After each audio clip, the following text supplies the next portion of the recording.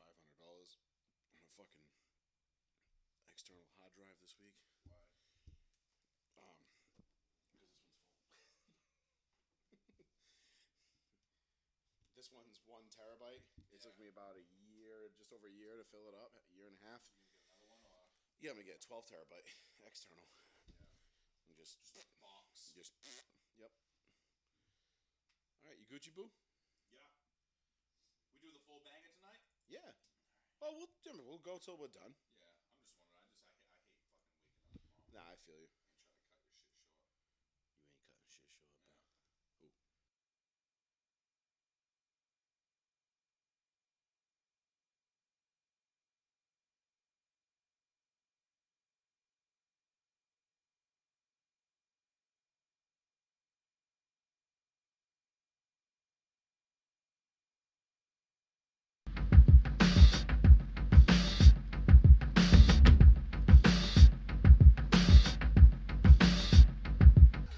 Are you willing to sacrifice your life? This is row 1, seat 1. Well, this is nice. When did we start doing this? Nobody told me about this. I thought everything sucked now. Do you have a card? You get COVID? It's over. COVID said, "Oh, I see you having a good season. It'd be a shame if I knocked over the microphone for those listening and not watching the video. I'm going to, okay? Jada, I love you. Can't wait to see you. All right? Luck is for dudes. Oh, there is no one on that Broncos team that I love more right now than Von Miller. That man is an absolute goddamn legend. He could come into my house and fuck my wife, and I would say, thank you very much, sir. Man to man, I don't know.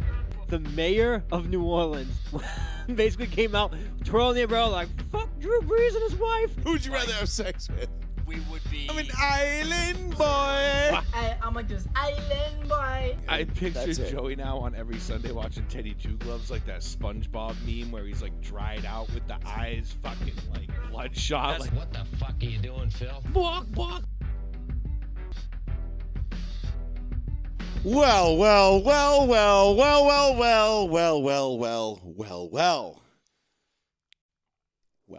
Yeah. Welcome back, ladies and gentlemen. Thank you so much for joining us. Another absolutely loaded episode of Row 1, Seat 1. Thank you, everybody, for coming in and taking a listen tonight. Please be sure to like and share. If you like the show, please, go ahead and do all that stuff. Get all the obligatory shit out of the way right now.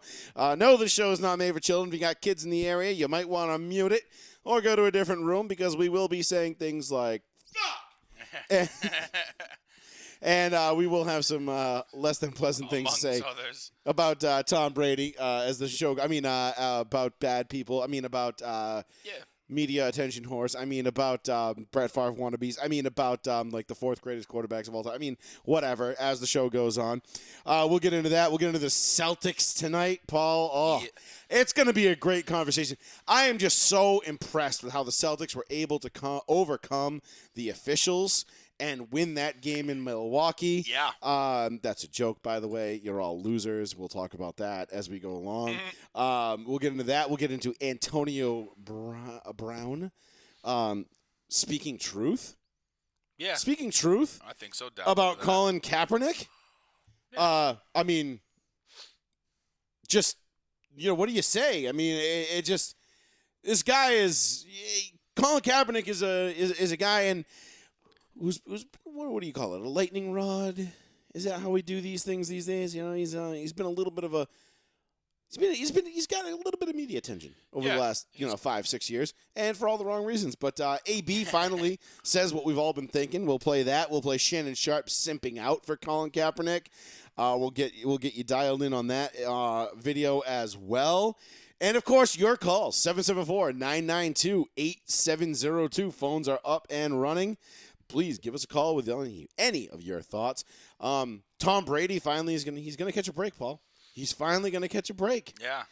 Sean couldn't be with us tonight. He took the night off. No reason, just wanted to spend Tuesday night at home with his adoring wife and lovely little child. That little cherub. Yeah. Now y'all need a night off sometimes, you know. Yeah, I mean, I'd love to take a night off, but I can't. My name's on the show, so it's what I got to do. So here we are, right here doing another show, right here for you, for everybody, for the listeners. This is what we do. This is what we love to do. So we're gonna do it. Let's start. Where do we want to start tonight? Before we start, did you? We just came upstairs. Do you remember? Do you remember the first time you watched that movie, Troy? No, it was a long time ago. So we were just watching downstairs. Troy was on TV with Brad Pitt. You know where he plays Achilles, or as some of you may know him as Achilles. I just remember it was him. It was Eric Bana, and then what was the dude? There was the dude from 300, the blue-eyed crazy guy. The one that son gets killed, that gets snuffed in the battle, and then he goes like crazy and just starts killing everybody. I forget who's in Troy. Yeah, and then and what was the guy who played Paris's name? I don't know who the hell that is. He was like some little Australian. Was he Australian? I don't know. Like it was like Game of Thronesy before Game of Thrones, but at least it had Eric Bana and Brad Pitt, and like Brad Pitt played like a super cool character. So yeah, I thought it was pretty. You know, movie. It totally redeemed From what I Brad Pitt from remember Fight Club. Huh. Is basically how I looked at Troy, even though the whole movie was like, why are we going to fight this war? Because someone will remember your name. But no one will remember your name. But what about my name? But it's all about my name. But what if no one remembers my name? Then no one will remember your name. Oh, my God. How do I stop somebody from not remembering my name? Make them remember your name. Yeah. And that's basically the entire movie. I just summed up the whole movie in like a half a second. But, yeah, no, great movie, though. Yeah. Phenomenal movie. AMC's been banging out some classics lately. Yeah. Just, you know, they had Saving Private Ryan on the other Yeah, night. I was actually watching that yesterday. Yeah, it was pretty good. Yeah. Pretty good. But anyway, let's get into the sports stuff, Paul. Tom Brady. Yeah. You want to do that? You want to do the Tom Brady thing? Big old contract for the next decade. Yeah, we'll do Tom Brady. We'll definitely get into the Celtics, and we're definitely going to get into Antonio Brown. And, of course, anything else related in the meantime that you want to talk about, give us a call, 774-992-8702. Let's go ahead and start with this Brady stuff because this is just to me this is a bad deal all around. Not because anybody's going to lose, not for Tom Brady, definitely not for Tom Brady. Right. So for those that don't know, Tom Brady inked a deal with Fox Sports to be an analyst for Fox, an in-booth, in-game analyst. So he will be the new whatever Troy Aikman, Dan Fouts, you know, the analyst guy, the ex-jock, you know, as they call it, the jockocracy has now come full circle. Yeah. And we are back. We are now paying ex-jocks more than ever to get their expertise on the game. Tom Brady is going to get a 10-year, $375 million deal. That's insane. From Fox. Fully guaranteed. Yeah, there's the word right there. Fully guaranteed when he decides to stop playing. So that could be next year. That could be in 2 years. The way Tom Brady's going, it could be in 5 more years. Who knows? Right. This guy could literally be playing until the day he dies. We don't know. Now, whenever that day comes, and I believe it'll be sooner than later. I'm not one of these ridiculous Tom Brady knob slobbers that thinks he's going to play until he's 50 now. He's definitely defied all the odds to this point, and especially in terms of just staying healthy this late into his career. But $375 million, $37.5 million per year to be an analyst. Now, Tony Romo, remember we talked about Tony Romo a couple months ago? And they were talking about Tony Romo breaking the bank at like 22 million a year. Right. And Fox just comes out the cut and they're just like 37.5. Like, that's wait, a lot. I'm sorry. For a dude like Tom Brady, is he even that good at broadcast? I mean, I'm not like, I don't, I guess, necessarily like hate the guy's personality. I mean, he sure as shit probably ain't going to be no fucking Willie T. Ribs over there interviewing the F1 drivers, which, holy God, was that like the worst thing I've ever seen. Sorry, with all respect to Willie T. Ribs, but Jesus Christ, man, please stay away from a microphone and a camera. But I don't even know if I really like Tom Brady's personality enough yet to know if I'm going to really, you know what I mean? Like, yeah, I'm not really a fan of the guy. I haven't been for a long time, obviously, since I started watching football, but... Same. We'll get into it. Hold on. Joey Fast Radio, row 1, seat 1. What's going on? Durant. What's happening? What's popping, bro? Not much, man. Just finished putting down some Metro Steak tips. There you go. Watching the game. What game's on right now? Philly and the Heat. Oh yeah, that's right. That's right. Philly should take this one, I think. Is Embiid back? Yes. They're behind though. They That's got okay. behind. They're starting to crawl back a little bit. Golden but, State was behind last night, and we all know how that worked out. Yeah. Golden State, by the way, your 2022 NBA champions. Just throwing that out there. Yeah. Yeah. I mean, I don't see why not. I mean, if you got Clay and Curry firing on all cylinders, plus they have pretty good role players too. That Jordan Poole kid's Jordan Poole, really good. Kuminga. How do you say his last name? Yeah, they got ballers in Golden State. They're figuring shit out real fast.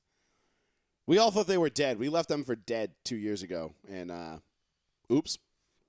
And just think, if the Warriors win, Curry will have 4 rings, just like LeBron. Wow, yeah, that's true too. Yep. We'll catch up all on one team. Nobody has more rings than LeBron since he entered the league in 03. This he is has true. more than any franchise or player. Right. Yeah, because Kobe only got, 2 more after that? 2, Since he came in? Yeah. Yeah, he had 5. Right. 5 total, 2 and 2 after LeBron came in. Are we sure Robert Horry doesn't have? No, he only had 3. Yeah, that's right. Yeah, Horry won 3. Yeah. What, No, after 2, LeBron? 2, 2, 2, and 3. Yeah, 3. Yeah, Horry has like 7 rings, no? Yeah, Yeah, 3. he's But he got only had mad. 3 since 03, though. Yeah. Well, either way. Because he got 2 with the Spurs after LeBron came in the league. Right. Because he won 2 with the Rockets, 2 with the Lakers, 3 with the Spurs. Right. Jumped around on the teams at the right I mean, time. it was like Yeah, I mean, I'm still rooting for CP3 and the Suns to get one. listen. Just as a fan, that's what I'm banking on, but I don't think it's gonna happen. They had their opportunity last year against Giannis and the Bucks. They blew it. I'm sorry. They couldn't stop the Bucks last year. I have no reason to think that the Suns are better this year than they were last year, and that they're somehow going to be able to overcome the things that held them up last year against a Milwaukee team that, look, I don't think anybody was really deathly afraid of Milwaukee even after they won the championship last year. Right. Just looking at the way teams went into the offseason, nobody was sitting there going, "Ah, shit. I know we got the Lakers out west and you got the Nets, but now we got to figure out how to beat the Bucks too." Like, fuck, no one was doing that. My thing is with the Suns, where I still give them a slim chance, is if Devin Booker can come out, and we've seen this before, if he can come out and pretty much be Kobe Bryant, that gives them a good chance. I with mean, all the other pieces. Yeah, if anybody can come out and be Kobe Bryant, that gives them a great chance. Booker got hurt recently, right? If I remember correctly. Yeah, he pulled a hammy. Oh, all right, but he's back now. He's all set. I haven't seen anything about I mean, he's big time. I mean, he's one of the big young stars. No, you're right. He is, and I'm sure he'll look great in purple and gold someday. But until then, I just don't see it. What's the series at right now, anyway?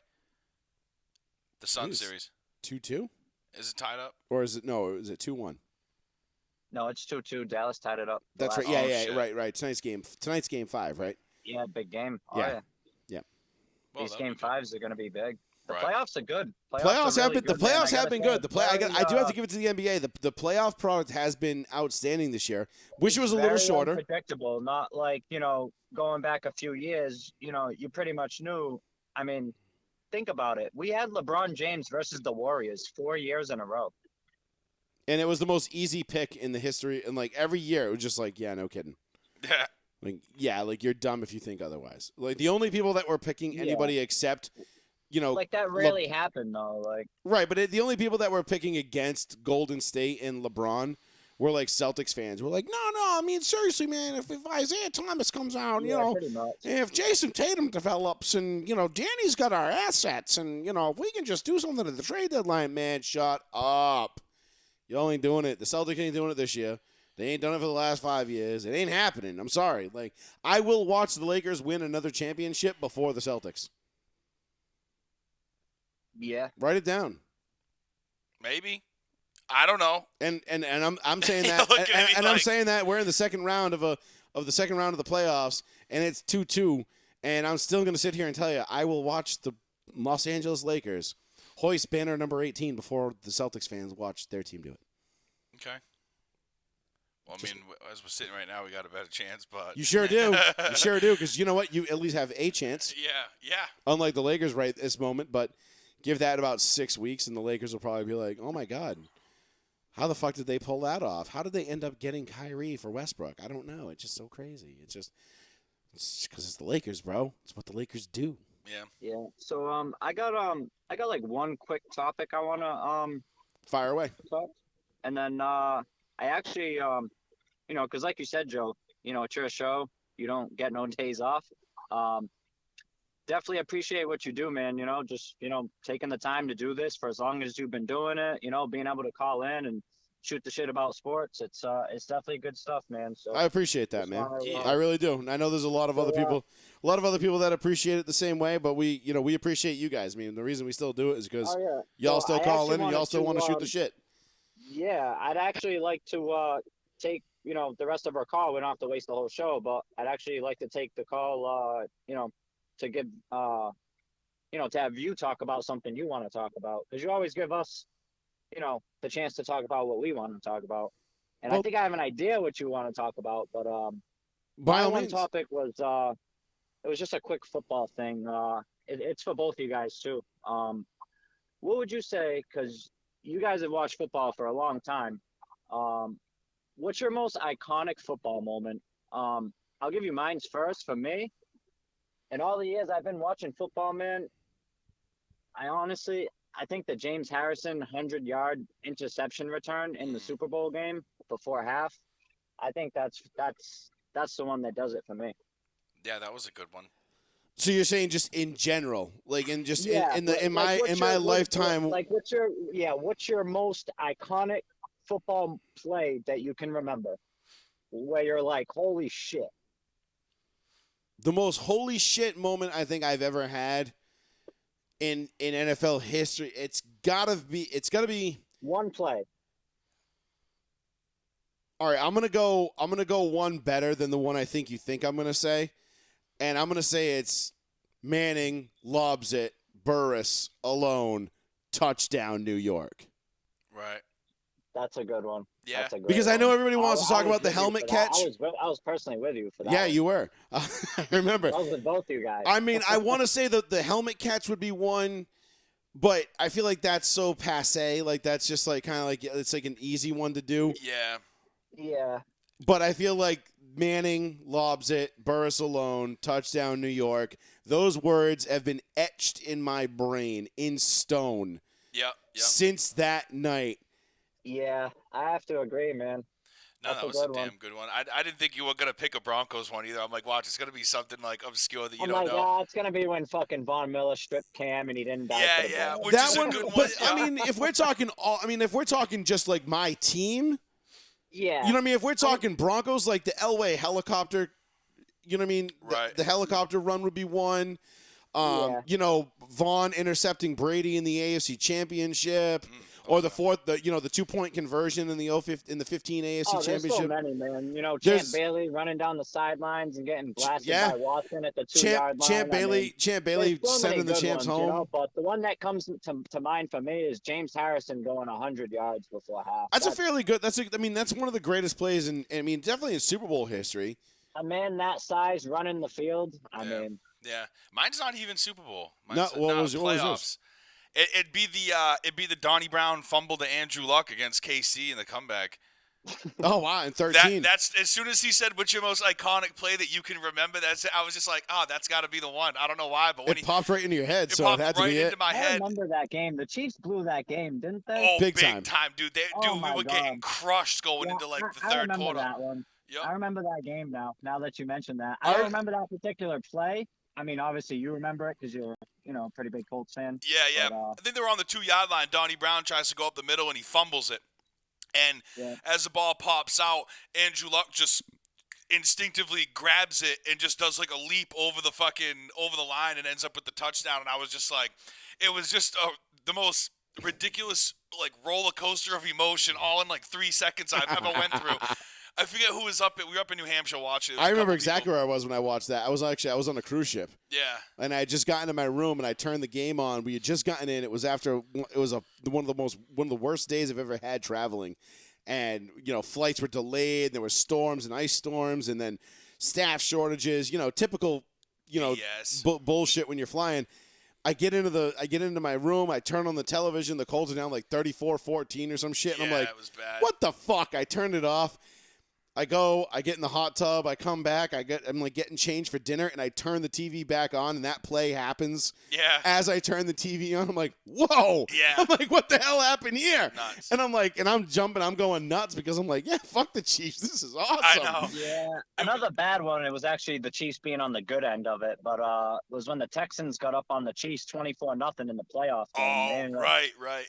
Yeah, they blew that If one. I'm not mistaken, I think they lost that game by like 20 points or something crazy like that. The And Chiefs? they were up 24-0.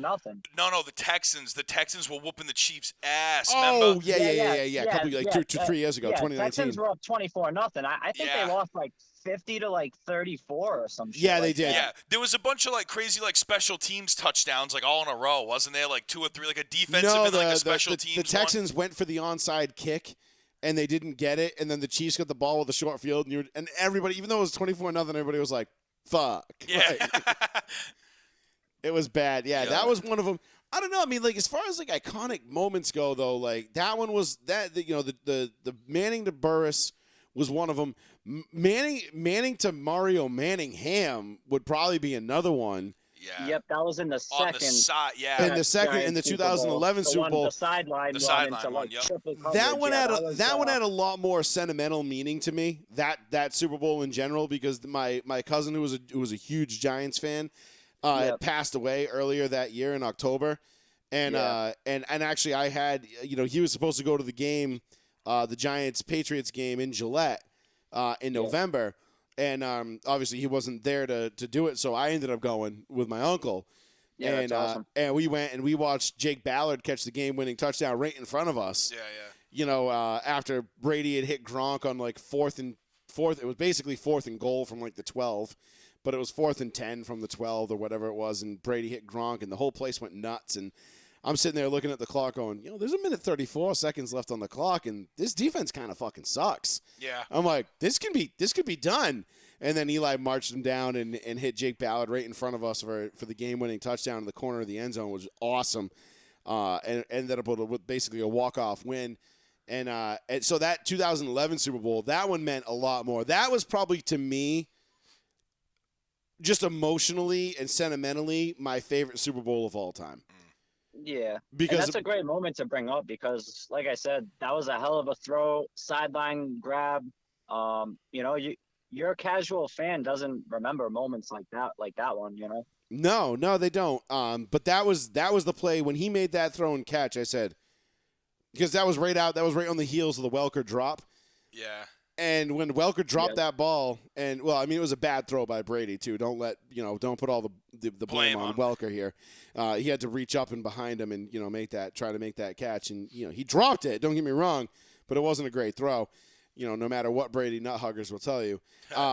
Even just my husband could not throw and catch the ball at the same time. Yeah, I remember that. I don't know why she's Italian, but whatever, fuck it. But yeah, no, that was, and it came right on the heels of that, and that was when he catch it. I remember Manningham on the sidelines watching the replay. 1, 2, boom, and he's like, I got it, and like they knew, and they started celebrating, and like as soon as he made that catch, the Giants bench and the whole sideline lit up, and they were like, "Oh, we got this. This game's over. We're winning this." That was a sick play. And it ended up, it ended up coming down to Hail Mary. But yeah, I remember that was probably my favorite Super Bowl of all time. Not just because the Patriots lost, but because they lost to the Giants, and what had led up to that game. For me personally, was just it was just like it was just the perfect exclamation point on a season of just shit. You know what I mean? Like that was Tebow Mania that year. Yeah.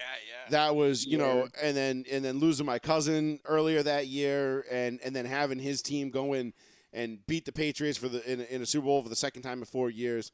I know. That night, that day, that Super Bowl Sunday, that was about way more than football for me. Right.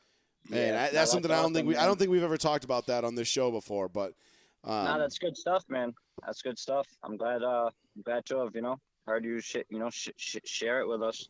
Share it with me, yeah, that's what we're here to do, man.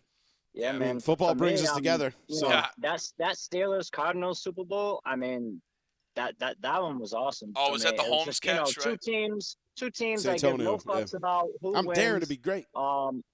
Fitzgerald gets that breakaway touchdown Yep. late in the game, and you're just like, wow. And you already had the James Harrison pick six at halftime.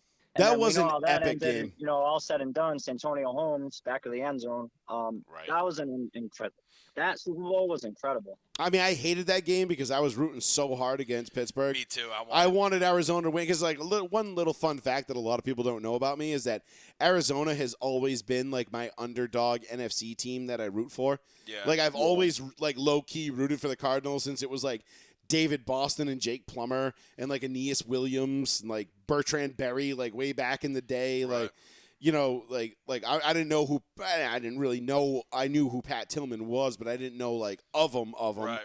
But Yeah. back then, like back when the Cardinals were just like some like low key shit team that it's like, yeah, we know you're in the league, but don't get too full of yourself. You're just here to round out the numbers. Right. You know what I mean? And like I always loved the Cardinals, and Jake Plummer was the guy that made me really love them.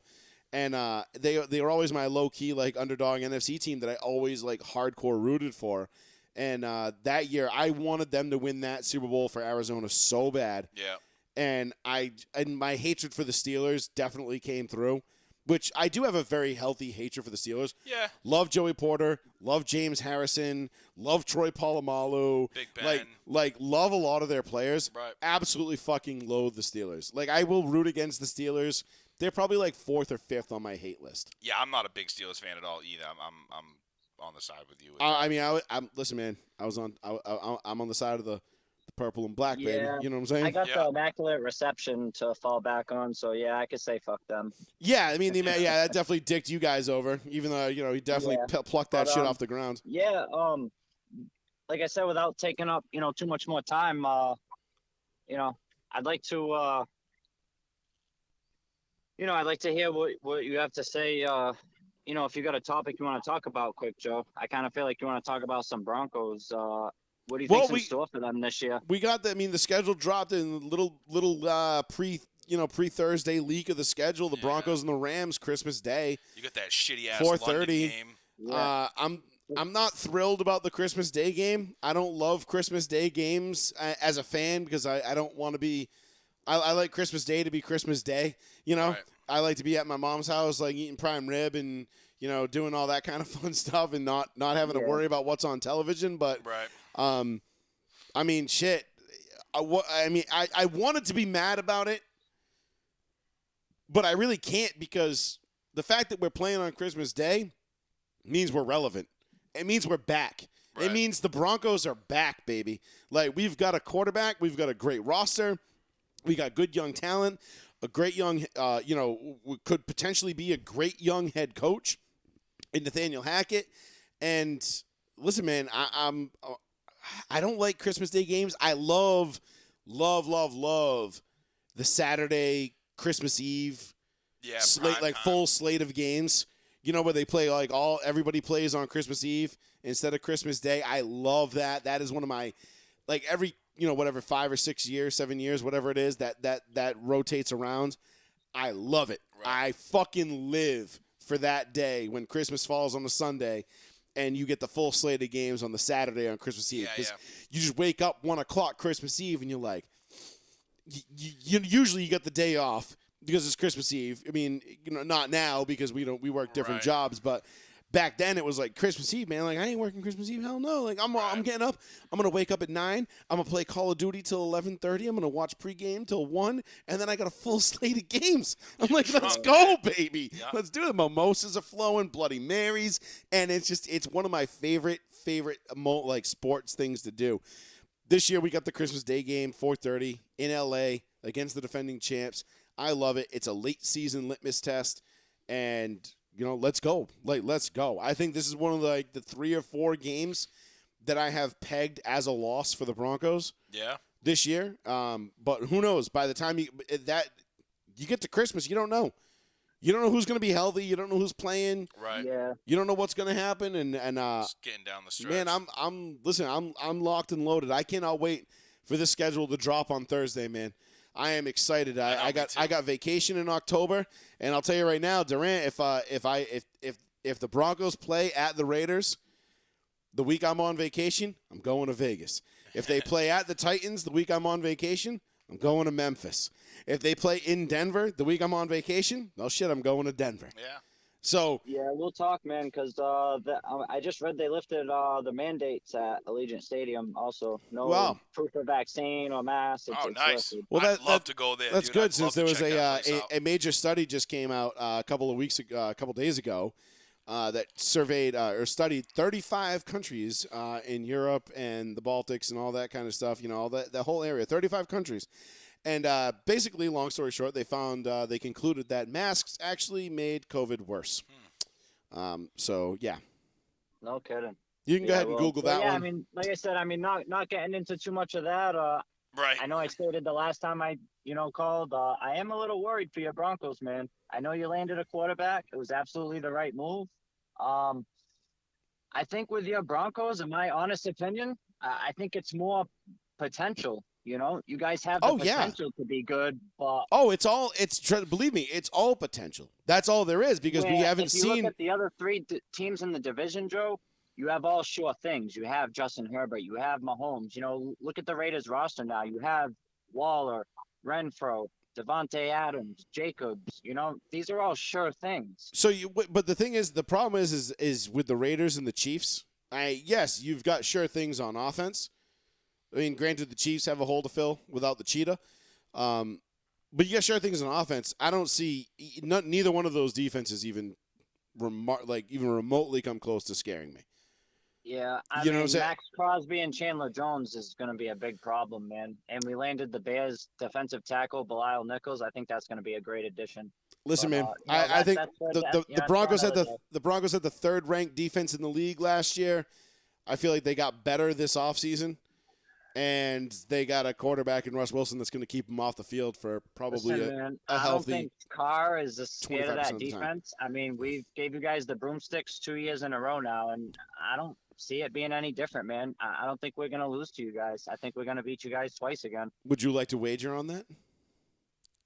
We could talk. We'll talk. We Do a it little doesn't have to friendly, be. I don't want to. Yeah, no, I don't want to put money on it. I think we have to put something more fun than money on it. It's money's easy. If I want more money, I'll just show. I'll just go to work and make more. Me personally, I would like a night at the fucking Texas Roadhouse or some shit like that. You know? Fuck yeah, dinner. Lines, Yeah, let's throw it. We'll put a dinner on it. We'll put let's do that. We'll put dinner on it. If the Raiders sweep the Broncos, I owe you dinner. Your choice. You pick the restaurant. That sounds good to me, man. If wager on the show, if the Broncos win a game, you owe me dinner. Yep, I'm here witnessing. Fair enough. Straight up, and then we'll drag Paul and we'll drag some people out with us, and we'll make it a night and it'll be fun. Yeah, it'd be cool, man. That sounds good. Sounds like a plan. I like it. I love it. I love that we're already getting into Broncos Raiders bets, and it's only May 10th. Because I got us like 12-5 this year, Joe. You know, I mean, we won 10 games last year. It was a circus. You just didn't have real wide receivers last year. I mean, 12 is a Renfro lot, was your top dude. guy. Waller was out for a majority of the time. I know I know you're stoked on the offense, but man, dude, 12 is a lot with that defense. 12 is asking a lot of that defense. I think we'll be just fine. And June 1st, we'll have $20 million extra in cap space. So we're actually not done yet. So right, could add a couple. I mean, you're not really. I know what you mean, but you're not. Players before a certain date, so June 1st we'll have 20 million. Yeah, you're not adding many people after June 1st that are going to impact the team, but you never know. You never know. People can become available. Like Odell Beckham, opposite of Devontae Adams. If that happens, I don't see that. I don't see Odell. I don't see Odell going there. I'd bump it up to 13 wins if we get Odell. Yeah. Is Odell even leaning towards that? Does he have any? No, Has nothing, he well, anything come nothing out that about we've- any spots He's that he's good looking? friend. He's good friends with Devontae Adams. I think it's a great fit. Might end up talking into coming over. I don't know. I'm gonna be very skeptical about that. I think Odell would actually probably be in the win-loss column. I think he's gonna be minus games for the Raiders. I don't think he's a good fit in Oakland or Vegas, whatever it is. They'll always be Oakland to me, but whatever. Yeah, I know. I think there's better ways to spend your money if you're the Raiders than Odell Yeah, Beckham. that's fair, especially with the injury. But the Right. potential if he's healthy. I mean, he's a top 10 receiver in the league if he's healthy. Definitely. Even still, when was the last time having, we talk about this all the time. He looks sharp running those routes you for can the have- Rams. That's you can all ha- I'm saying. You can have all Right. the, you can have all the top flight I see it, receivers you want. They don't win you Super Bowls. No, but I mean, Odell would be a nice addition. I mean, to any team, especially like Durant's saying. I mean, Carr's a solid I mean, they quarterback won to the get the Bucs ball Carr's- around. Carr's a couple great years quarterback. ago. So you had with- three nasty receivers. Right, and and that's exactly. You're gonna double team somebody or whatever. Then you're gonna have, you're always leaving one open with.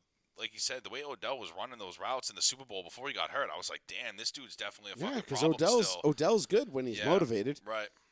But Odell right. was also in a Super Bowl. Right. There's nothing more to motivate him. He's in the Super Bowl. Yeah, you better play your ass off, and Yeah. he did until he got hurt. I was So- like really shocked. I don't know. We'll see. I don't foresee Yeah, we Odell will see, ending man. up in Vegas with the Raiders, but even if it did, I don't know. I still I'll still take my top 3 defense and what's probably going to be a top 5 offense this year. So Yeah. but we got dinner on it. All right. One Sounds way or good, another. man. All right, Durant. Thanks for the call, brother. We appreciate you. Yeah, no doubt. Appreciate you guys. All right, right, later, bro. Later. 774-992-8702. I mean, I got to disagree a little bit. I just a little bit. I mean, I got to disagree a lot. I don't know. 12-13 wins for the Raiders. That's a tall task. I mean, I want to say With a defense that was ranked in the bottom third of the league last year, and I know they got Chandler Jones, but right. so you got 2 pass rushers, but who do you got to stop the run? I don't know. I mean, I just don't see it for the Raiders in terms I see the Raiders as like kind of one of those like. I'll put it this way: if I was going to bet money, if I had to pick one team to finish 4th in the division, And yours, yeah. and still have double-digit wins, it would be the Raiders. You know what I mean? Like Yeah. I could see the Chargers Raiders or being Raiders. like a 10-7 team and still finishing 4th. Yeah. But again, the thing is like we talk about this all the time going into the season, right? Is we look at the AFC West right now, and you got Pat Mahomes, Russell Wilson, Herbert, and Carr. It is the best collection of quarterbacks in any one division that I've ever seen in my life. Right. I've never seen this 1 through 4. Nasty. I mean, Derek Carr and Russell Wilson are arguably fighting for the 3rd spot in that division as far as best quarterbacks. Right. I mean, granted, Russ should get number 2 based on the fact that he's been there before, he's won it, but everybody's slopping their knob over Herbert because he had a great year last year. Right. Now, that being said, one of these teams is going to have a letdown year. The law of averages does not play around. The law of averages gets everybody. Every year we do this where we talk about like, oh my God, look at all these great teams. Oh my God, look at how good they're going to be. Somebody is going to have a letdown. Right. It's inevitable. Whether it's injury related or just teams just come up short or they're just not as good as we think. And who knows? It could be the Broncos. Yeah. I'm not saying I think, if I was a betting man, Right. I would definitely not I would put the Broncos on the upside of things. Absolutely. But I think like the Chiefs, the Raiders, the Chargers, I think the potential for a letdown season is far greater in those 3 cities than it is in Denver. Right. Denver is, to me, right now, the AFC West champion. I said it a month ago, whatever it was. The Denver Broncos are winning the AFC West this year. Yeah, I mean, you were Period. really just End of story. you were really just short a good quarterback. A quarterback's all you needed. If you had swapped Russell Wilson last year for fucking Teddy Bridgewater, things for the Broncos would have looked insanely different. The Bengals don't happen. Let's put it that way. The Bengals don't get there. Right. You know what I mean? Like, there it is, right there. We were because the Bengals came in a mile high and we lost like 15-12 or 15-9 or some shit like that to the Bengals. And if we beat them, if we got Russ Wilson, what do you mean? We don't score 15 points? Right. You mean tell me we ain't scoring 16 points? Yeah, I know, Against right? that shit-ass defense? Right. I mean, and this is the thing, like, we've got to remember, last year is always fun to look back and say, well, this team was great last year. Right. There's a very good chance that they're not going to be great this year. You know, people are looking at the Patriots and they're saying, well, we got fucking smoked in the first round of the playoffs, or, you know, whatever, we fucking suck. And, bro, the Patriots are going to be fucking nice. Yeah. Stop sweating it. Yeah.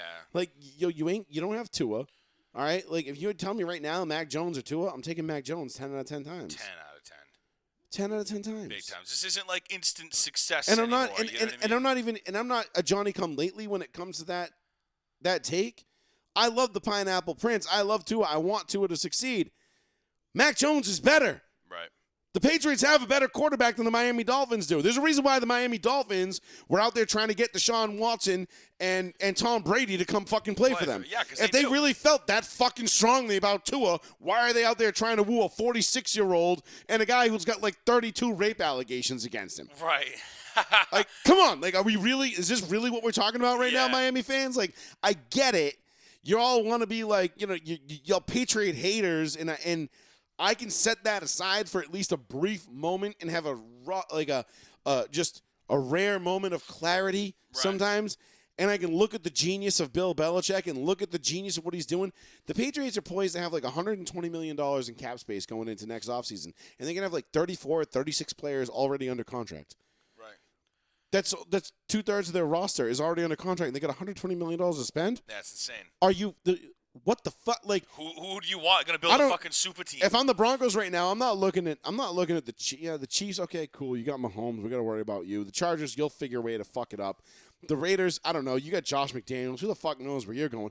I'm looking at the Patriots, and I'm looking at the Dolphins to see what they do after this year at quarterback. Right. Because if they go out and they get somebody other than Tua, okay, now we got to talk. Yeah. Now we're talking, baby. Like, okay, holy shit. Now things got interesting. Right. You know, I mean, the Tennessee Titans, they've basically called it quits on the season. You know, they got rid of A.J. Brown, and they drafted a quarterback in the 3rd round, basically telling Ryan Tannehill, like, fuck you. Yeah. And that's Don't worry, bro. We're not going to need you to mentor the young Colts. kid.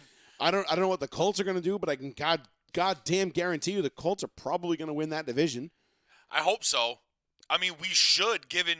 How are they not? I don't see any way. I don't see, really, unless Trevor Lawrence... We were in the same exact fucking position as you were last year, where all we were missing was that key piece of quarterback. And who knew that Carson Wentz, even though statistically he was way better than Teddy Two Gloves, was going to just crush Crumble. you. Just soul crushing. That's why I can't say soul crushing anything about the Raiders, because I'm like, damn, dude, we should have had them. They snuck up. But the thing is, Carr isn't the problem in Oakland. In Vegas, right.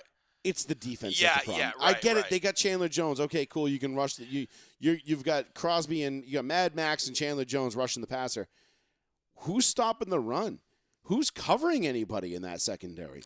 The Raiders are going to have to score 35 a game in order to be in any of these games. Like, I just don't see it.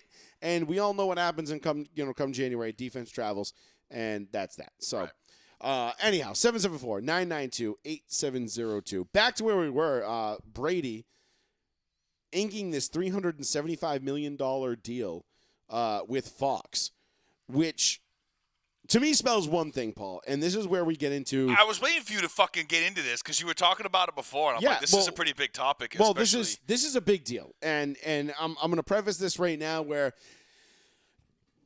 this deal to me signals, if it wasn't already obvious to you, this should make it abundantly obvious. The NFL as you know it is dead. It's dead. It's dead. It's not dying, it's dead. If you are one of these people that are looking forward to 18-game seasons and 8 more expansion teams to total 40 teams in the league, congratulations. This deal right here for Brady signals that. Why? Well, Fats, what the fuck are you talking about? How does that signal that there's going to be this grand change and shift in the league? Well, glad you asked. You do not pay a man $300 $475 million, fully guaranteed, Right. before he's even taken the pads off. Right. You don't even know if he's going to be good at it. All you're doing is getting a name brand on your network to be an analyst for games. I mean, Brady, as we know it, he's got the personality of basically a wet paper towel. I mean, he's not Peyton Manning. He's not Tony Romo. Right. He's not even fucking Drew Phil Brees. Simms Yeah. or Drew Brees. Like, we don't Right. even know what he's going to be. Right. But these networks are clamoring to get these guys. Why? Because the networks know the next step is inevitably more expansion teams, More money. and more games. Oh my God, can you imagine? So what they're doing right now is they're basically getting up, like all these other teams, they're getting a bargain Right. on Tom Brady. Right. They're thinking $37.5 million, and Fox is going to be the number one. We're going to have the biggest billing. We're going to have all these rights to all these games, and this pissing match between the networks is well, we got Tom Brady. Right. Tom Brady is the analyst. Great, cool. Who cares? What if CBS signs Peyton Manning? Now we got Manning versus Brady every single I know, week. that'd be dope. It somehow keeps going, and you're like, this is madness. But this is inevitably, it illustrates, it puts it basically in plain sight that the NFL is planning on expanding this league. And it's no coincidence that this week the Dallas mayor had come out and suggested that Dallas have 2 teams. And Jerry Jones didn't shoot those rumors down. And Jerry Jones was open to the idea of Dallas having 2 teams, much like New York has 2 teams. Right. Right. Chicago is another city that is now rumored to be looking to host 2 teams. Why not have 2 teams playing out of the same facility? Now, instead of that stadium sitting there dormant for 50% of the season, Fill it every day. you fill it every week. single week. Yep. It's more money. Follow the money, people. It's Right. not that hard. Oh, it's gonna be so terrible when like the level of play is just like garbage because you have 8 extra teams. For Christ's sakes, Kaepernick and Johnny Manziel are gonna have fucking jobs again. Seriously. You know? I mean, like, we look around the league right now, there's 32 teams. 20 of them are looking for a quarterback. Right. Or at least 15 of them are like, fuck, Yeah. we need a quarterback. What are you going to do when you add? Now that list is going to grow to 23? Because you add 8 more teams? It's crazy. Like, the NFL, before we die, the NFL is going to look a lot like college football, where you're going to have fucking 50 games every fucking weekend. Right. You're not going to know who to watch, who cares. Well, yeah, okay, cool. Southern Mississippi is playing Dallas 2.0. Don't care about that. Click. Yeah, no shit.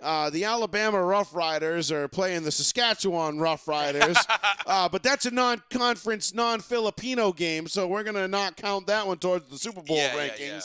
And then there's going to be some fucking computer. It'll be like the NBCS Fox affiliate, NPR, APP, Ultimate Super Football Ratings, and Peter King will somehow preside over it, and he'll be like sitting there with like his little hat and his like cape and his little, his cane, and he'll be like, I crown you the champion.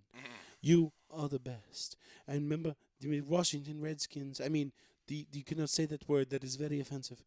You cannot say that Washington football team. I mean, what the Commanders. I mean, the Guardians. I mean, whoever you are now. Who the fuck? Who is even writing this shit now?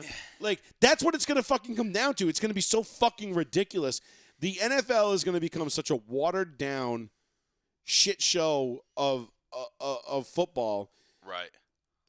Ultimately, it's going to end up just looking like college football, where you just got different conferences, and then there's going to be a selection committee, and we're going to be like, okay, well, these 2 teams from this conference, and these 2 teams, and these 2 teams, and there's 18 teams in the playoffs, and now go fight it out. And the first, that's gonna be 10 insane. games are going to be shit. And then you'll finally get to the last 4 games where you're like, well, maybe these teams are good. I don't know.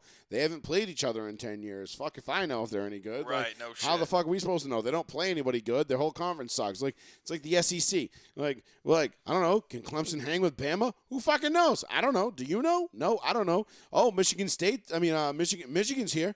The Buckeyes are here. Oh, cool. The Buckeyes got shut out, and then everyone crossed midfield. Oh, awesome. That was a fantastic playoff game. I'm so glad I tuned into that. Right. That's what's coming for the NFL. It's terrible. And it's going to be fucking horrible. I don't want that to be the case. I hope I'm wrong. I hope I'm dead wrong. I hope it's the greatest fucking thing of all time. I hope we get 40 teams and 20 of them make the playoffs every year, and it's every fucking Sunday, Saturday, Sunday, Monday, Thursday. I mean, we'll have Thursday night playoff games at that point. No shit. Imagine how fucking annoying that's going to be. Yep. But who cares with sports gambling and everything else blowing up? More I money. mean, that's it. It's just all about the money. So congratulations, fantasy football. You've officially ruined sports. At least the best one there is. Or at least the best one that there is. Yeah. Yeah. That's basically what it comes down to, because otherwise, how the fuck else is Fox justifying spending $375 million on Tom Brady? I don't know. $375 million. That's not $37 million. The dude's mad awkward and shit sometimes. Like, I think he's Bro, he gotten- kisses his kid on the mouth. I mean, not only that, but like, imagine being Tom Brady and just being like, yeah, I was retired for 2 months, and then I decided to unretire because I fucking hate my family, and I hate my family so much that I decided to fucking sign a 10-year deal with Fox, so I definitely don't have to be around when these little shits grow up, and fuck these kids. Like, holy crap. I mean, granted, don't get me wrong, $375 million is not exactly anything to spit at. It's more than he's made in, cumulatively in his contracts in the last Right. 20-something years in the NFL, but nonetheless, still, like, what are we doing here?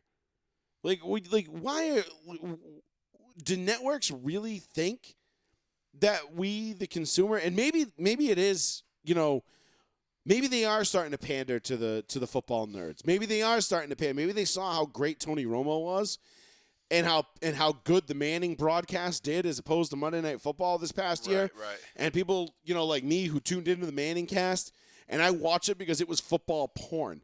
It was X's and O's. It was football. It was like, oh my God. Yeah. It's right. That's right. Terms I haven't heard since I fucking played. You know what I mean? Like things that they talk about, and you're like, oh yeah, I remember that. Oh right, okay, yeah, that's right. And it was just an awesome experience. Right.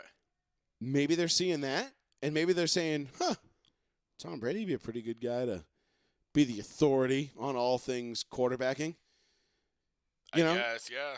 I mean, granted, he's like, what, the 4th or 5th best quarterback of all time? I mean, whatever. Right. Cool. Can't wait to see Peyton break that. I hope Peyton gets paid $40 million by CBS. That would be so great. 10 years, $400 million. I'm like, fuck you, Brady. Just be like, just such a, like, actually, fuck you. I hope he'd take it because I know he's loving his Manning cast with his brother and doing all that. He might say, fuck it, I'm just going to stick with this. I don't know Which if Peyton's that kind of guy, because I think Brady's turned into the type of guy that's just like, he's fallen in love with the role of being famous.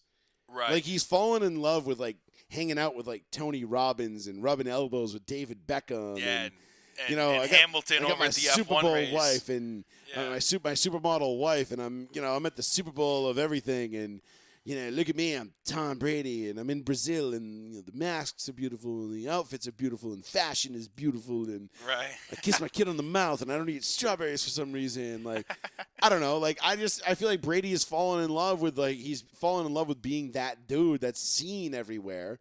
Yeah. Like, he's like, and he's still playing, you know what I mean? And like, right, and he's still doing it, and he's still killing it. Like, let's he's not still be in the mix, let's call a spade a spade. I mean, it's not like he's out there and just like, schlepping around and sucking. It's not like Richard Petty in 1992 where you're like, all right, bro, like 4 years ago would have been good. You know what I mean? Yeah. I know you're the king. We get it. But like, Time to hang it up. Yeah, he's still out there it might have done bin competitive. time. You know what I'm saying? Like, or it's not like he's not like Shaq, like on his 18th team, and you're like, dog, come on. Like, we all remember you as a Laker or on the Magic. Right. No one wants to remember you in Cleveland, Boston, Phoenix, whatever. Like, no one wants to. No, just don't do it. Yep. Don't do it. Like, nobody remembers Emmitt Smith as a Cardinal.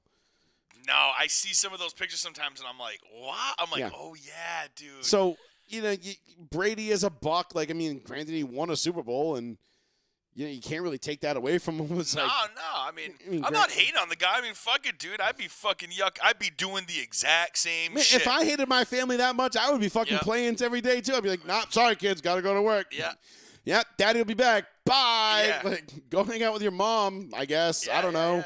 Hope you got friends. He's at the F1 race this weekend, but you don't even like racing. Yeah, whatever. See ya. Yeah. You know? Sorry, Dad's got business meetings. Yeah, I gotta many business rub meetings. elbows with Meanwhile, David he's like Beckham. popping Molly and hanging out with Michael Jordan and Wes Welker, and like Yeah. Wes Welker's over there in the corner, like his eyes like this. Yeah, like, handing out hundreds. handing out hundreds of random people. Like, hey, I just threw $100,000 on Rich Strike. I know. Imagine if he did that. 80-1. Unbelievable, dude. Was that not one of the wildest things you've ever seen? Yeah, and it was dope because as soon as I got home, I turned it on, and I forget what ended. Oh, the F1 race ended. So I watched that at our parents' house, and then I went home and switched that on, and it was literally like a half hour, and they were already racing. I was like, man, this is a fucking good-ass day. If you didn't see the Kentucky Derby on Sunday, you missed one of the most incredible, wildest rides that you've ever seen in sports. Now, the Kentucky Derby, obviously everybody knows the Kentucky Derby because of its, the hats and the dressing up and the mint juleps and, so the tomfooleries. The history of it. And the history. And it's basically just like a bunch of rich people getting together to flex on how rich they are. Right. And it's just like, I'm richer than you. And it's like, but I'm even richer. And you're like, well, fuck you, Bezos. And then Elon Musk shows up and he's like, but I am the richest. And like, I wonder, did they do this? Every time they sit there, they like, well, I made 100 million this year. And it's like, well, I made 110. And you're like, who the fuck? But your hat says you're an asshole. Like, I don't get it. Anyway, the whole fucking thing with the hats is fucking wild. But the race itself was unbelievable. Now, watch this shit. I mean, just watch. We get the live clip here of the Kentucky Derby. And I think this starts at like basically just past half track, like at the 3/4 pole. Yeah. So Rich Strike was like, I don't know, he's basically like 23rd.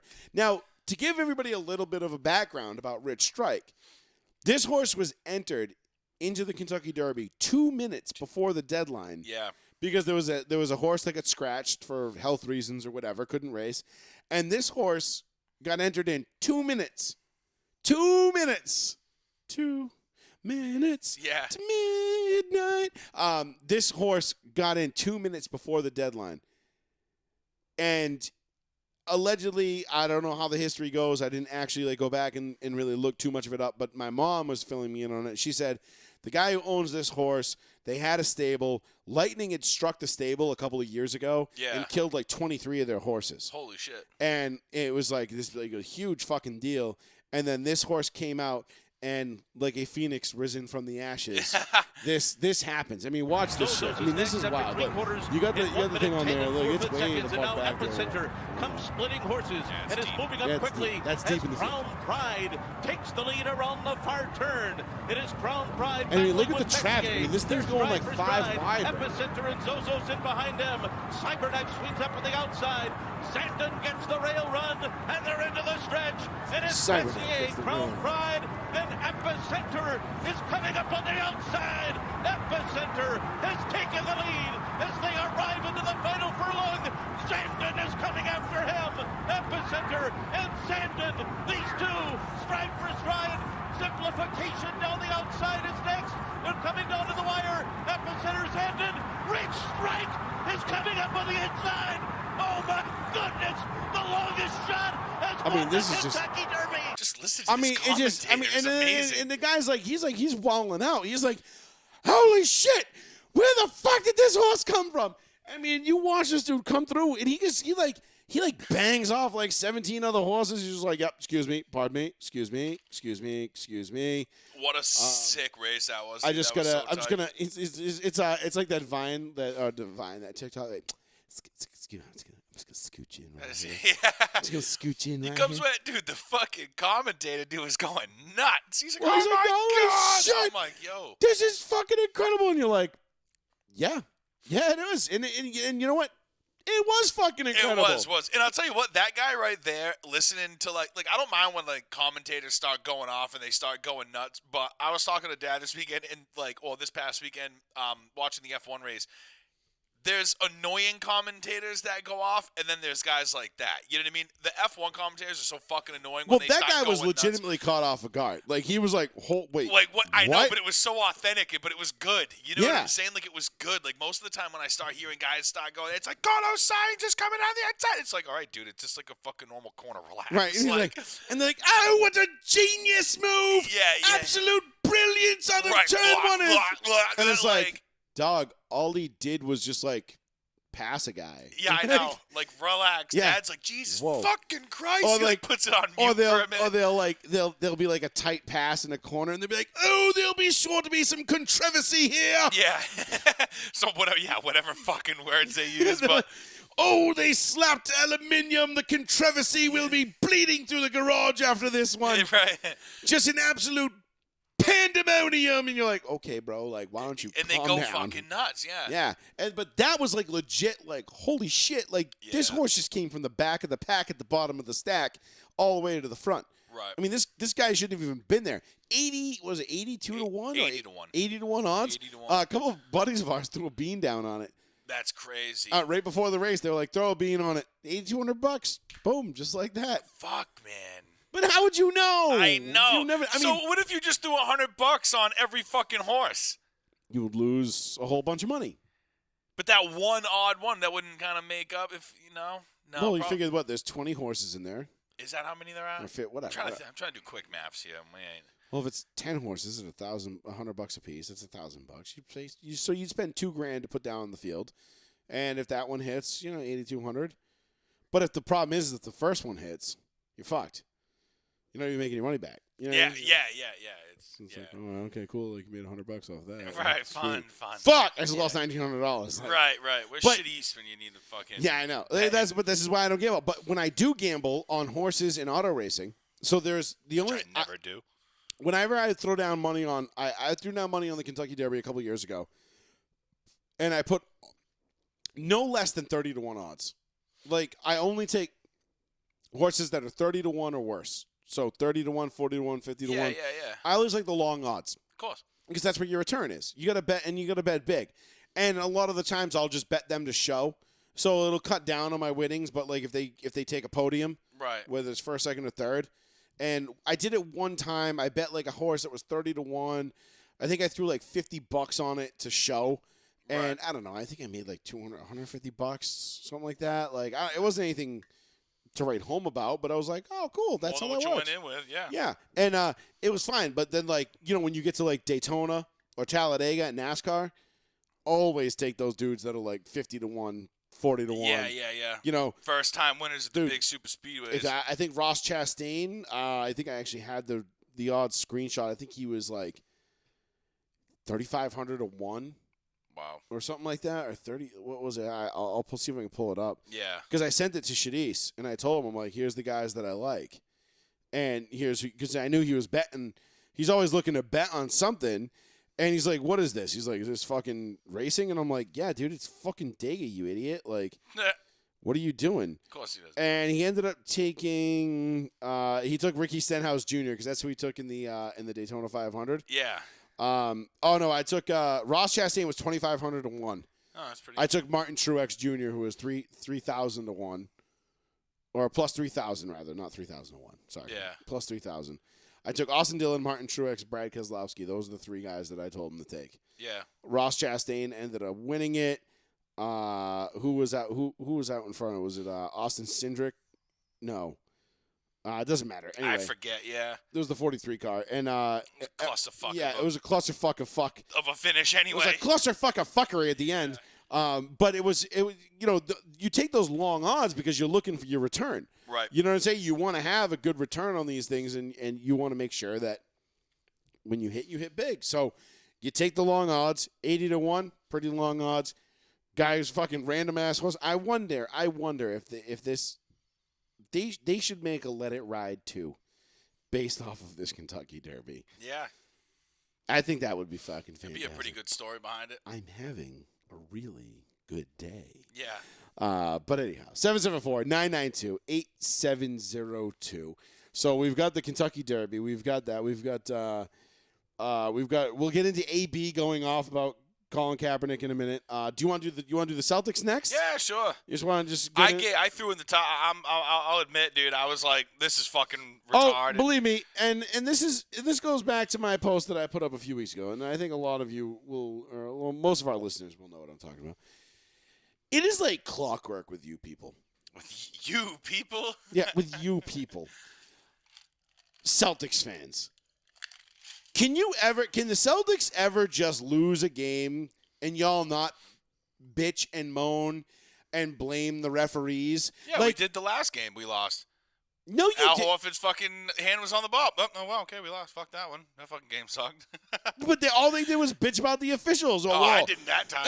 Giannis went to the front line, and Giannis travels, and Giannis gets to bully everybody, and you just pull through everybody. I mean, I could go back through my timeline and screenshot hundreds of literally every 5 minutes. How is that not a foul, but this was? How is it fucking? Oh, my God, fucking the refs. Oh, my God, the refs. The refs this, the refs that, the refs. Well, me bitching about the refs isn't like just being biased as far as how they treat them against the Celtics. I can't believe how pussified the NBA's become because the fact that they're sitting there and they're looking at either Giannis or was it Smart or there was a couple plays where they're like, oh, we got to go look and see if this is a flagrant. And I'm like, what the fuck are you talking about, flagrants? I'm like, on both sides of the ball, because Buck, I forget who committed. I was kind of drunk the other night, so I don't really remember a lot of it. But I remember just sitting there bitching and being like, you got to be fucking kidding me. Regardless if it was on Milwaukee or if it was on Boston, I'm sitting there asking myself, what the fuck kind of calls are this? Like, why are you even wondering if it's a flagrant, dude? I get what you're saying, because like the other night when, was it last night? When Al Horford went up and posterized Giannis? Yeah, and they were like...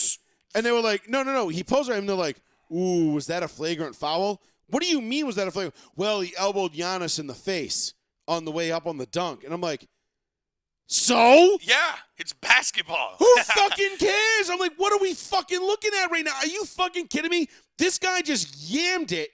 This ancient fucking asshole, Average Al, who just turned back the hands of time and became some guy we've never fucking seen before, and just yammed it in the MVP's face. Arguably could have been the MVP. MVP finalist. I know the Joker won it, but whatever.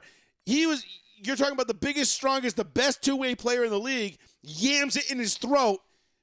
Ooh, I don't know. I'm like, I don't know. He might have hit him in the face on the dunk. He went up to dunk the ball. Giannis went to block it, and Giannis might have caught an elbow to the jaw. That's a foul. How the fuck is that a foul? Don't know. And this is why I don't watch the NBA anymore. Because I can't deal with this shit. This is so fucking bitch made. Remember that conversation we had about guys who could play in the 80s? Yeah. Last week? None of them. Fucking none of them. Cross everybody off the list. Every single one of them. None of them. Because that foul, that right there, Average Al going up to dunk it. And then they got to look at it and see if he fouled Giannis on a dunk. I'm like, bro. What in the fuck are we doing? What are we doing? I knew it was too good to be true when I'm sitting there and I'm like, man, I'm actually enjoying basketball right now. I'm actually enjoying the NBA again coming into the playoffs and like wanting to watch the games. I'm finding myself watching the Mavericks games, the 76ers games. I don't fucking do that. I'm like a hometowner except for the Patriots when it comes to playoff stuff. I love all playoff shit. Hockey, but if the Bruins ain't in it, I'm probably not watching it unless it's the Stanley Cup. NBA, especially in the years past, fuck no, I'm not watching the playoffs. I could probably care less, but I'd probably watch it if LeBron was in it, but that's obviously because it's LeBron. But if the Celtics ain't in it, who cares? This is the first year I'm finally like, man, I'm enjoying basketball again. I'm enjoying the NBA, like coming into the playoffs, watching the Celtics and how good they are.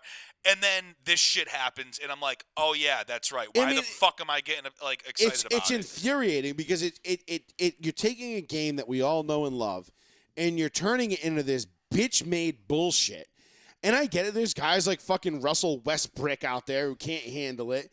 And you got guys fighting. You know, CP3 got into a fight with a kid in the stands the other day. CP3's an asshole. But. And it's like that picture of that kid, and he's like trying to like square up with CP3, and the mom's like, no, don't. It's like, Braden, please, no. We only use that word at home and on the internet. Like, please don't say that in real life. Right. And you're like, and it's like, oh God, here we go. But like, what is going on? Like the fouls. Oh, was that a flagrant? Was that a flagrant? I'm like, Bro, that was just called a hard foul. They're throwing around the word fucking flagrant around the NBA like the entire sports community throws around the word GOAT. Yeah, oh, yeah, That's, absolutely. you know what I'm saying? I'm like, what the fuck is with you people? I'm like, flagrant foul? I'm like, a flagrant is when I look at you and, like, fucking shove you, push you, or, like, try and hurt you. Like, these are dudes doing fundamental basketball moves that we've all seen since the fucking dawn of time, and they're called, is that a flagrant? I don't know, we got to go check the tape. I'm like, what do you mean check the fucking tape? Like, this is retarded. Did you see flagrant? Did you see in like? And don't even get me started on intent. Oh, was there intent? Man, fuck your intent. Yeah, no Get shit. the fuck out of here with your intent. Oh, what a subjective fucking. Yeah. Oh, you know. okay. So cool. So your intent could be, down this end of the court, it's one thing, and down here, it's the other. Right. Fuck out of here. I couldn't. Yeah. I hate the NBA. I really do. They've watered down the sport. It sucks. I want to love it. I love basketball as a game, but what they're putting out on the court right now is fucking garbage, dude. Right. I'm sorry. Stop pussifying our fucking leagues. Listen, guys get hurt. People go up and do things, and these guys are doing literal aerial acrobatics on a night-to-night basis. Bones are going to break. Yeah. Ligaments are going to tear. Guys are going to hit the floor hard. Right. Remember what happened to the old days of don't let them see you hurt. Get up. Don't let them see you hurt. Exactly. Oh, you got the wind knocked out of you? Get up. Now it's all about it. Now it's all about selling it and selling it and selling it and selling it and selling it. It makes you want to fucking. Wait, are you sure you don't want me? Oh, let me sell it a little bit more. Yeah, it's Oh, pathetic my now. balls are in my chest. And it's like, yeah, well, bro, like, it's because you got punched in the dick. Like, maybe you should have expected that. Yeah, I don't know. Hey, it was Wear a fucking cup. jump ball, Like, what the fuck, dude? I don't know. I'm so fucking tired of this pussification of sports. Yep. And it just boggles my mind. But back to the original point is you Boston fans are the fucking worst. You sit there and you bitch incessantly on social. For 3/4 of the game last night, my news feed was, these fucking refs. Are you fucking kidding me with these refs again? How the fucking Giannis do this? And what the fuck is that? And why is this a foul? Just give him the fucking game. We don't even want it. Fuck it. We can't beat the refs and the Bucks. Fuck this. This is fucking... And then for the last half of the fourth quarter, it was... Al Horford is the GOAT. Al Horford turns back the hands of time. Al Horford is the man. Al Horford is the great. This is the greatest coach basketball team of all time. Grit and balls, baby. We don't stop for nothing. Yeah. Oh, fuck you. We overcame and we persevered and we are the Celtics and we bleed green and this is on the up and up and we won this game. Man, shut the fuck up. I'm so fucking sick and tired of these fucking Boston fans bitching about the refs. Seriously, if you're a Celtics fan, I dare you. I double fucking dog dare you. Tomorrow night to watch Game 5 and don't make one fucking post about the officials. Just don't do it. Go ahead. I dare you. You won't because it's a hard thing to do. And especially if the Celtics lose. If the Celtics lose, oh my God, it's always the refs' fault. Always the refs. It's never the fact that Jason Tatum has been fucking awful, and it's never the fact that you haven't played team basketball, and the fact that the Celtics probably just really aren't that fucking good. They're just overachieving at this point. No. It's not that. No. It's the officials. Oh no, it's the officials. It's always the officials. Look at you. You're gonna sit there and you're gonna go, I don't know. Those officials kind of suck sometimes. Yep. But here's the thing: the officials have sucked since long before we started giving a fuck about basketball. Dude, of course. I remember when I was watching when I was a kid. You were a baby, and I was just a little tiny kid. And Dad would throw on, instead of Sesame Street or whatever was on television, whatever kids shows were on back then, Nickelodeon and all that bullshit. Yeah. I got to watch the 86-87 finals. Like, that's what I did. I grew up on. I grew up on Larry Bird highlight reels. Right. So I learned to count by 2 and 3 before I learned to count by 1. Right. And I remember watching the Isaiah Thomas and Bill Lambier and Joe Dumars and Magic and Worthy and Kareem and Kurt fucking Rambis, my man Kurt Rambis. I watched all that shit long before. I don't even know if I was able to drive a Power Wheel at that point. Right. You know what I mean? I think I was watching basketball before I was able to get behind the wheel of a Bigfoot Power Wheel. Yeah. And I remember watching that shit and sitting there going, this is a pretty rough game. Looks like fun. Yeah. I don't know, 3 or All those VHS I don't hits know. hitting the track and or button. I was 2 years old and I was shitting in my pants. I don't fucking know. Could have been one or the other. But I would like to think it as you know, I remember myself as a 2-year-old. I was a very intelligent individual, Right. and I had a very good concept of these things. Yeah. So I was probably not shitting my pants, but I was probably sitting there dissecting, defense and the run and gun Lakers offense. And I was like, sure. Showtime, yeah. Magic layups, yes. Yeah. Yeah. See how he kicks it out there? Yeah, it's great. I don't even remember. Great when rotation. I became, like, Great rotation on that. Excellent defense. Yeah. Meanwhile, I'm just sitting there going, Yeah, probably. more Captain Crunch, please. And, but I'm serious. But the game has changed so much. It's ridiculous. And That's more of what I'm bitching about than anything is the way the game has changed. But the rule changes. But you things. Celtics fans, you can't not bitch. Like I remember when Leon Powe or Powell Phil Jackson got pissed. went to the line more times than the entire Lakers team in one particular 2008 Finals game. Yep. And I said, you know what? That's just how the NBA is. Tim Donaghy's doing time in federal prison for rigging games. Why am I going to sit here and waste my energy bitching about the officials? Right. It is what it is. They're going to call what they want to call. They're going to call whatever the bookies in Vegas tell them to call. Fuck it. I'm just done. So you know what I do? I don't bitch about the officials in the NBA anymore. You know why? Because it's fucking pointless. Right. But you Boston fans, you fucking nerd, egg-headed motherfuckers can't get it through your fucking thick skulls that, hey, guess what? Shit happens. Calls don't always go your way. But then as soon as the calls start going your way, it's, yeah, well, it's because we got grit and balls.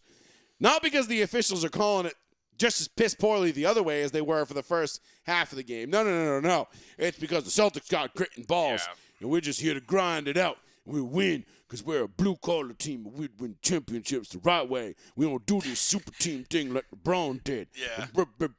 I'm not that hardcore We got of a Celtics homegrown fan, but- talent and grit and balls, and look at us fighting for them extra possessions and man, we just hustle plays left and right. I don't know why they're all of a sudden Southern now. I don't get it. But I could just talk in my own voice. But it's just fucking ridiculous. I hate you, Celtics fans. I hate you. I know. You all suck. You're all terrible fans because in 2 games when this is all over and the Bucks win in 6, you're gonna be like, "Well, that was bullshit. The refs won that one for them." All right, well, anyway. And then I'll forget about the NBA. How are the Bruins doing? The Bruins much. are out of it too? How the Red Sox do? Whoa, fuck that. They're going to look at the Red Sox and go, oh, fuck that. So anyway, on to football season. 774-992-8702. All right. Got hammered. Yeah, the Bruins are not having a great postseason, huh? Nope. I wouldn't know because I've watched probably less minutes. I've watched more minutes of Teen Mom this month than I have Bruins. NHL playoff hockey. Oh, wow. Just period. Yeah. And like I love playoff hockey. I literally haven't. Shit. I haven't even accidentally scrolled past it and put it on. Yeah.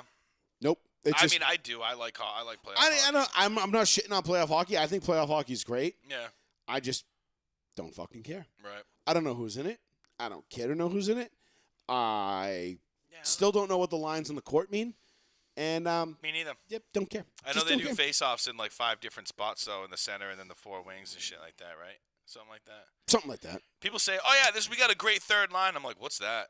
I know there's lines and a goalie. Well, yeah, you got like your first line. That's like your starters, right?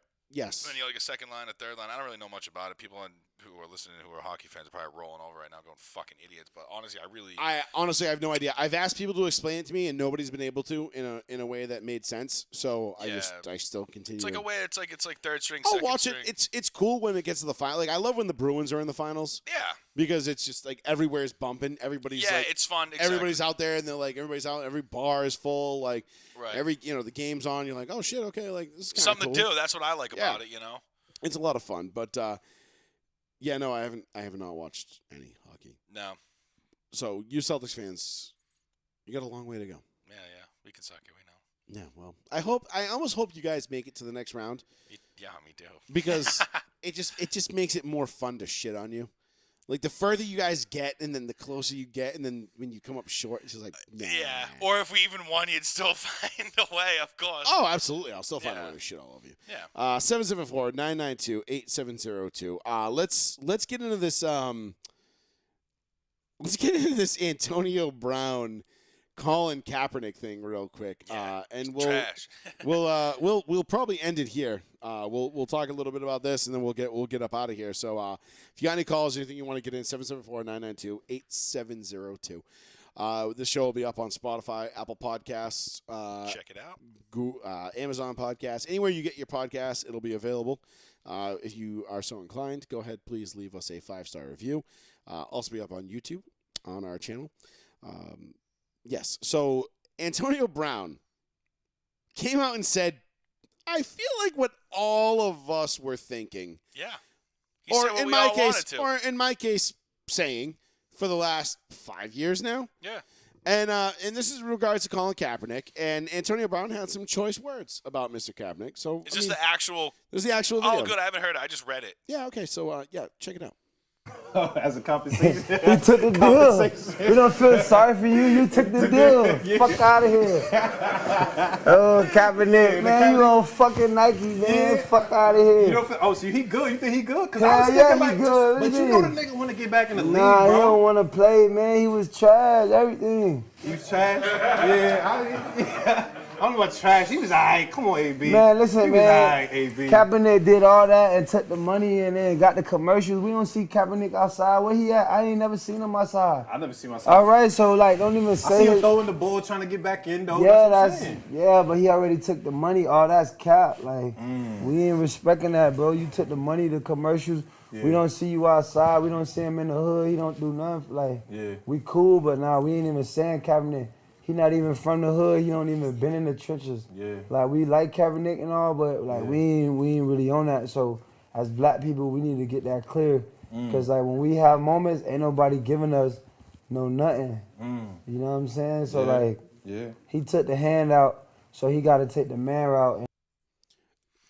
So pointed words from one Antonio Brown. Now, I never had Antonio Brown pegged as a scholar, but I've been wrong once before. Yeah. You know, it's happened. Listen, I'm not going to speak on probably more than like a couple of points that he said. Like, I don't, he says at the end, like, we as black people, we just say, I'm not here to speak about that. Yeah. I'm not here to speak on or for black people. I'm not black people, so I'm not going to do that. Okay. Right. I'm not one of those one of those white liberals that will tell you that like no. Hold on, black people. I'm smarter than you, and I know what's best for you, so I'm going to speak for you. Right. Okay? Shh. Sit down. Yeah. Let Whitey take this one, okay? Yeah. No, not doing that. AB came out and basically said what everybody knows. Kaepernick's trash. He doesn't want to play in the league. No. Everybody knows this. We've all known this. The only people that are still doing this shit are like the Jamil Hills and the Bomani Joneses of the world that are still sitting there like, well, he got blackballed. No, he didn't get fucking blackballed. He was fucking terrible. Right. He's like, well, look at his touchdown interception ratio. Wow, he threw 16 whole touchdowns in 12 games? Oh my God, let me roll out the red carpet. I mean, Tim Tebow's the aborted version of Tim Tebow could do that. Like, for real. I'm being an asshole, but seriously, what did Antonio? I don't know, like what AB said. It was spot on because he basically called out Kaepernick for being what Kaepernick is, which is a fucking fraud. A phony. He doesn't want to play in the NFL. He never wanted to play in the NFL. He duped y'all. He duped Nike into giving him millions of dollars. Right. For his little cause. And I got the receipts to back it up. Look, okay, so Colin Kaepernick, and this is what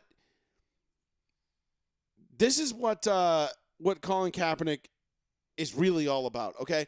Colin Kaepernick donated to this. So this is he donated to this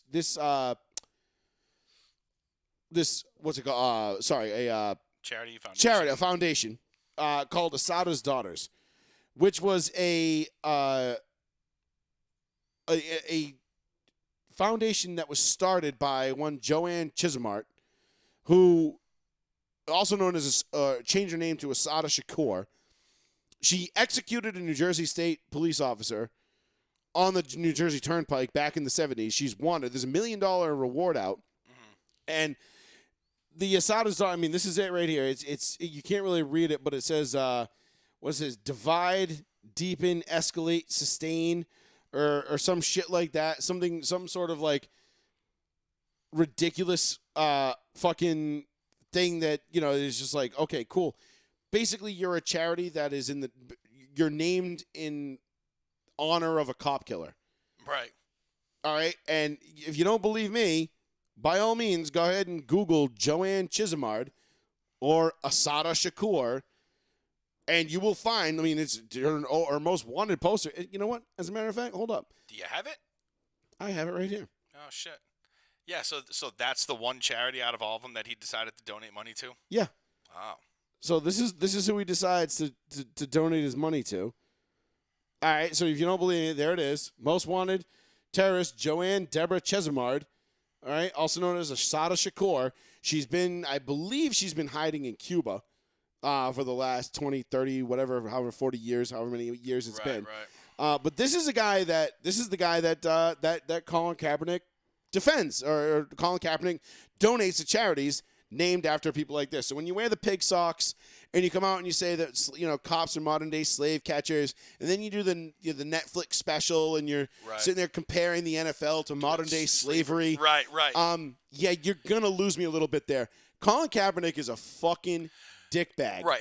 However, he's a smart dickbag because he made millions of dollars off of being a dickbag. You know where he made his millions of dollars off of? Dumb white liberal people. Right. Who are oh my God, Colin Kaepernick, he's so brave. He's so brave. Right. He's standing for something. Oh my goodness, look at him. I stand with Colin. I will buy. Listen, man. I'm not one of these people that's going to sit here and say, I ain't buying Nike no more, okay? I got tons of Nike shit in my house. Yeah, I'll never stop buying Nike. I love Nike. They make dope shit. Until the day Nike stops making dope-ass shit, I am willing to look away from genocide of Uyghur Muslims, Colin Kaepernick taking a knee, paying shit wages to Chinese fucking slaves, whatever. Sweatshops. All that shit. Sweatshops. I don't fucking care. Look, I'm not saying I don't care, but I'm just saying I'm not going to sit here and be dishonest with you either. Right. Me not buying it isn't going to stop all that. Exactly. So, me not buying it does nothing to any of this. So why would I sit here and be like, oh, I'm not going to get on my high horse.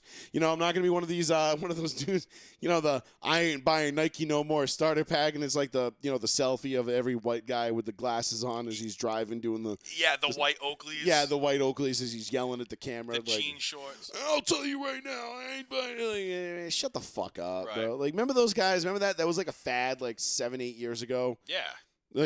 Every white dude in America just felt like he was just like, I'm gonna mount my phone on the front dash of my car and I'm just gonna go on a rant while I'm in the driver's seat. Right. Wearing Oakleys. Yeah. You're like, can you not? Yeah. Can you not? You kind of giving Oakleys a bad name, bro. Yeah. Please. And they knew that and they stopped making half of their shit. Yeah, and Oakley was just like, no more white frame. Yeah, no more white frame sunglasses. Yeah, we're not gonna do that.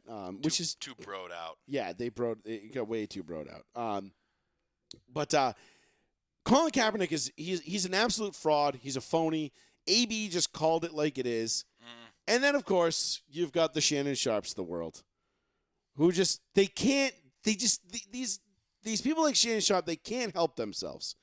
They've got the Jamel Hills, the Bomani Joneses. Their whole job in media is to stir the pot and use racism as their catalyst. That's all it is. They are there to forward division. They are there to keep people on their toes in terms of, well, if you don't support this, then you're a racist. Right. No, I don't support Colin Kaepernick because, A, he was never really a great quarterback to begin with. I didn't like him. He got to a Super Bowl once, which can be said for a lot of guys. I mean, let's be honest. There's been better quarterbacks that have gotten to Super Bowls and lost, okay, than Colin Kaepernick. Yeah. Dan Marino will be one guy that comes to, well, I'm just saying never won one. Oh, never won. But yeah, been to and lost. Yes, been to and lost. Oh, been to and lost. I mean, yeah, Tom Brady, Peyton Manning, Dan Marino. Yeah, there's a lot of good ones out there. I think Joe Montana's probably the best guy out there that didn't get to win and lose. Steve Young never got there and lost either, but nonetheless. But this is Shannon Sharp, and I love Shannon Sharp as a player. But man, Shannon Sharp as an analyst, dude, come on, man. This dude is just, you're losing me, bro. Yeah. Uncle Shay, you got to take a break. This is laughable. I want to know where all those AB supporters are now. Because every time I say something about AB, you say, Shannon Sharp, you're putting another black man down. So what would you call what AB is doing currently? Colin Kaepernick ain't do nothing to Antonio Brown. What I speak about is Antonio Brown's behavior and his antics and how it's costing him money, yet you and he blame everybody else. Here it is again. What he wants is what Colin Kaepernick got. Colin Kaepernick got Nike. Colin Kaepernick got a documentary. Colin Kaepernick gets to, people still write favorable articles about him. He's like, well, why he get that? Mm-hmm. He trash anyway. What? Really, AB? That's the level. He cannot understand, Skip. Why don't nobody want me? Do you know what I did? Yes. And I kept telling you, they're going to tolerate you until they can replace you. That's with any situation, any relationship, any job. The moment they find someone that can do as adequate a job as you, you're gone, AB. Yep. And now, does AB remember the last time he was on the football field? I need somebody to get to AB and just show him the tape. The last time he was on the football field, the behavior in which he displayed, and hopefully that will give him some clarity on why nobody's called him. Yep. But for him to lash out, he wants everything that Colin Kaepernick got. He said Colin Kaepernick started this commotion. He ain't from the hood. Bro, stop this. You sound ridiculous. I get where you came from. But what does that got? So because Colin Kaepernick's not from the hood, check Colin Kaepernick's record. What he's done since he chose this path. And I guarantee you, it ranks more favorably what you done, AB. You'll say, bro, this is why. It's always somebody else's fault, Skip. He and his supporters got him here. From the very first time he did that Facebook Live, AB, oh yeah, AB. Now, he won't likes and mention, but the very thing is what they can't do. None of those people that follow him or like him on an NFL team. They're not a general manager. So they have no input on whether Antonio Brown can get a job. He sounds ridiculous. But I just want to know, I need y'all to jump on Twitter like y'all normally do and say, is Antonio Brown bringing another black man down? I hope that's not the case. I mean, I just, all he talks about is what Cap got. Cap got Nike. Cap got the documentary. Cap got those things because he was a fraud. Yeah, and why was he saying that what Kaepernick has done after playing football is looked on more favorably than anything that Antonio Brown is doing? People still write favorable articles about Colin Kaepernick. Yeah, you got fucking dipshits like fucking like Jamil Hill or boss was it not Ben Simmons was it Simmons there, the fucking sports writer from Boston who hired her at the Atlantic and all that shit. Yeah. Paying her, basically paying them like, yeah, hey, please write favorable articles about Colin Kaepernick. We need Colin Kaepernick to look like he got blackballed so we can keep this money train rolling. Right. Like, that's all it is. Right. And then you got guys like Shannon Sharp on one of the most, I mean, let's talk, let's be real. Skip Bayless and Stephen A., when they had their thing at their peak, it was great. Since then, it's long fallen off. Skip and Stephen A. split up, and then they basically went out to try to find Stephen A. got a white guy, Skip got a black guy, and it's like black and ebony. Or how does South Park put it? Black puppy, white puppy, playing together on TV. That's all it became. It's just like, okay, cool. And then you got Max Kellerman and Shannon Sharp filling in on either side for him. And I like Shannon Sharp. I love Shannon Sharp when he was on the radio. Back probably 15 years ago now when he first got his start, when he first retired. Right. And he was getting into Sirius XM and he was on the radio, and I would call in and I talked to him, Jerry Rice. I mean, I got to sit there and nitpick, kind of ask Jerry Rice questions about the similarities, what Mike Shanahan was taking from Bill Walsh's West Coast offense. Right. In that 04-05 run with the Broncos. And how he was applying it to Jake Plummer and what they could do. Like, I get to ask in-depth questions to these guys as a caller on a radio show, and I would wait on hold for hours to do it. Since Shannon got on TV, he's been terrible. Yeah. I mean, he's just been opinionated. I mean, I get it. You're paid to be opinionated and over the top. Right, and animated and all that. Like, why are we still pushing this Colin Kaepernick thing, and why are you simping out for this guy? Who's cutting your checks? Right. Because I know you're not simping out for Colin Kaepernick because you believe in Colin Kaepernick. Right. You don't believe in Colin Kaepernick. Shane Shaw's probably talked to Colin Kaepernick like twice in his life. Right. Like, give me a break. Oh, we got the documentary. Bro, that Netflix documentary flopped. I didn't even watch it. It was horrible. Nobody watched it. I didn't even know there was one. No shit, because it was so bad they stopped promoting it. Right. They stopped. They literally stopped promoting it. Yeah. And you can go back and you can talk about all these people you want and all the shit you want, and these guys are blackballed from the NFL because they took a stand. No, they're not blackballed from the NFL because they took a stand. They got blackballed from the NFL, which they did, because they were bad at their position, and they brought a ton of baggage with them. Right. Why is that so hard to understand? I don't understand. If I have option A and option B, option A is going to come in, do the job I ask him, for the money I ask him, and there's no strings attached, no baggage, or option B is going to come in, he's going to make a ruckus, want to be paid more than he's worth, want to move up to a position he's not worthy of, and he's going to bring a ton of baggage with him. Right. Why the fuck am I going to hire option B? Right. What do you think this is? People don't understand the fucking PR nightmare that comes with Colin Kaepernick, and no team wants that distraction in a fucking locker room when you're trying to win a Super Bowl. We pointed out, 3 weeks ago now on this show, we brought the receipts. We brought the proof.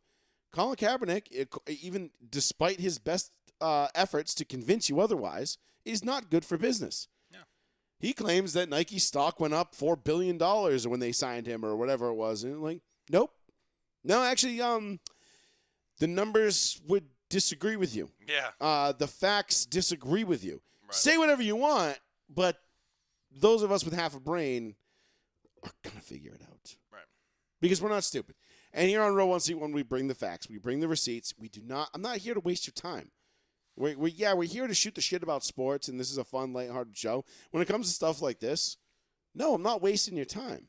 Right. I'm not going to sit here and tell you that Colin Kaepernick is trash simply because I don't like Colin Kaepernick or I don't like the fact that he knelt. I don't give a shit that he knelt. Right. Honestly, I really don't fucking care. Do what you want. You want to kneel for the national anthem? Cool. Look like an asshole. I don't give a shit. Right. Or whatever. I really don't fucking care. Do you, bro? It's America. You can do that. Right.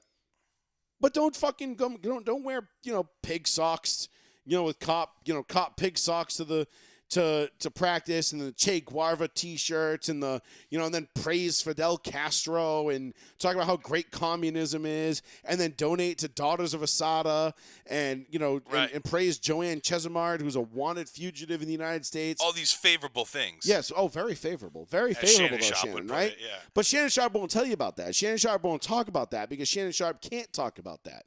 Because that would not go along with the narrative. Because otherwise, how are Michael Strahan and company going to view me on Good Morning America? Or what about the females on The View? Right. How are they all going to look at me?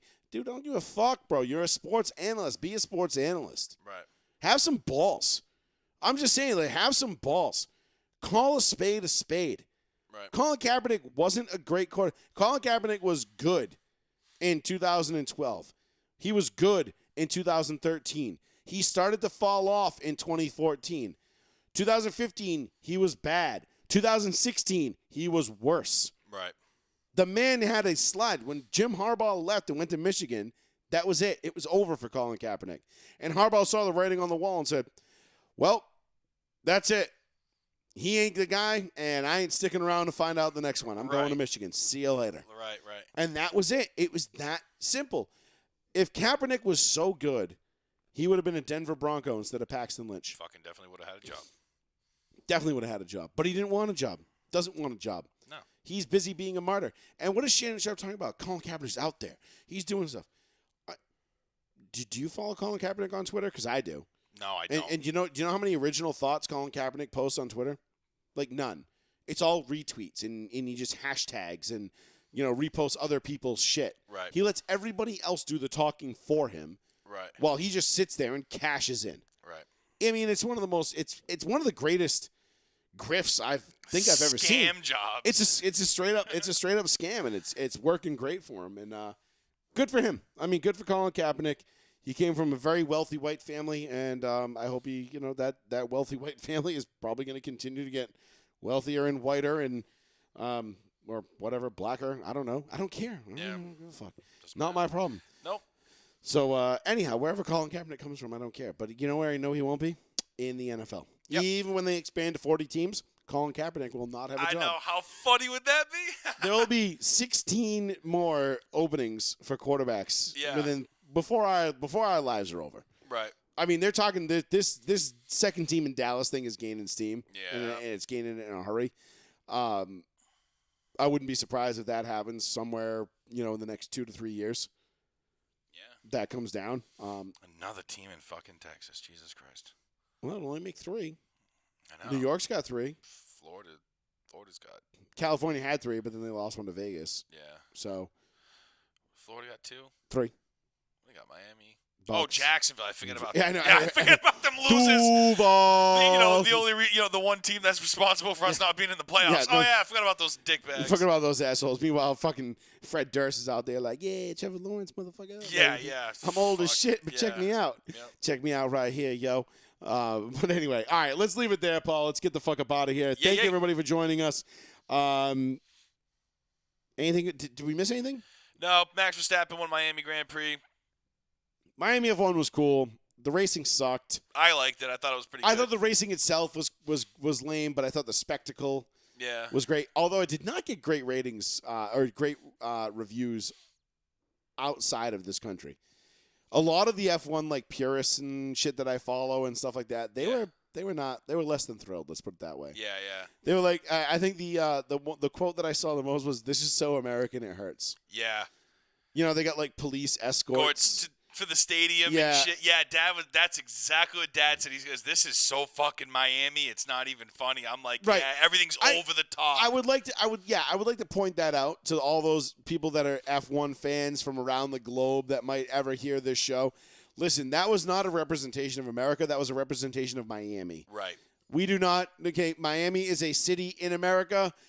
Most of us do not. We don't do that Miami thing. It's a bubble. It's its own. Yeah, it's its own little entity down there, and they're weird. They're fucking weird. Sick place, but yeah. I love Miami. I'm not gonna lie. It's one of my favorite cities. It was cool, but it wasn't. I love that place. Honestly, I can honestly see myself never going back. No, I'd definitely go back. Maybe for like a day. But not to like to hop on a cruise or another flight. Right, yeah, like not to stay. Even still, Fort Lauderdale's right up the street, and just as much partying for a fraction of the price. Right. I mean, listen, man, I love Miami. Like Miami was cool, like the architecture, the city, everything else was like the history and all that stuff was really rad. But like the whole $26 pina colada thing really didn't sit well with me. $100 max at the ATM with a $10 fee. It's like, come on. Right. $100 max. You can only take out $100 at a time, and it's $10. And it's $10. I was like, wow, like way to just like stick it in your face that we're fucking you. You know what I mean? Oh, you want to take out $1,000? That'll be $100, sir. You can't even. No, I mean. Oh, right. Well, yeah, but I'm just saying. Over and over and over and over and over. Yep. Yeah, ridiculous. But all right, let's leave it there. But good show tonight. Thanks for joining me. Appreciate it. Yeah, no problem. Tuesdays. I should be off now for the next, hopefully, foreseeable future for Tuesday. So I'll be here. Sweet deal. Yeah. I'm glad. Glad Tom Brady caught that break. I think he really needed that $375 million. Yeah. I think that's really going to cement him. It's really going to help him. He was struggling up until this point, and that private police force on his island better get a raise. Good things happen to good people. You know what I'm saying? But until next week. We'll talk to you next. We'll talk to you next Tuesday night, 8:30 p.m. right here, row 1, seat 1, on the one, the only, the New Bedford Guide. I am Joey Fats for Plizzy, and Mr. Sean Betticoat could not be here tonight. We thank you all very much. We'll check you all next week. Peace.